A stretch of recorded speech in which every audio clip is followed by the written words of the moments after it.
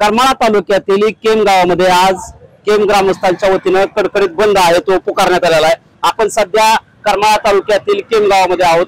या ठिकाणी आपण पाहू शकतो की या बंदला केम ग्रामस्थांच्या वतीने तसेच व्यापाऱ्यांच्या वतीने मोठ्या प्रमाणात प्रतिसाद देखील दिल्याचं चित्र पाहायला मिळतंय।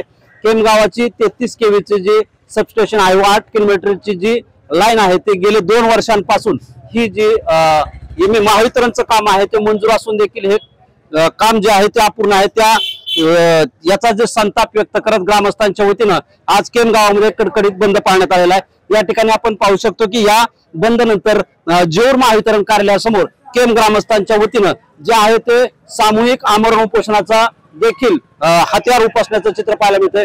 या ठिकाणी आपण पाहू शकतोय की या केम गाव म्हणजे कुंकवाचं केम म्हणून या गावाची ओळख जी आहे ती या संपूर्ण महाराष्ट्रामध्ये पाहायला मिळते।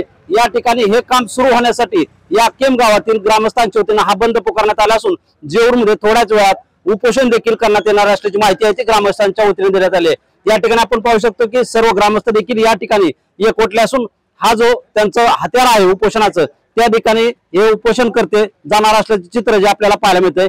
तरी लवकरात लवकर हे काम जे आहे महावितरणचं ते पूर्ण करावं अशी जी मागणी आहे ती केम ग्रामस्थांच्या वतीने केली जाते आहे। शीतल कुमार मोठे, TV9 मराठी, करमाळा।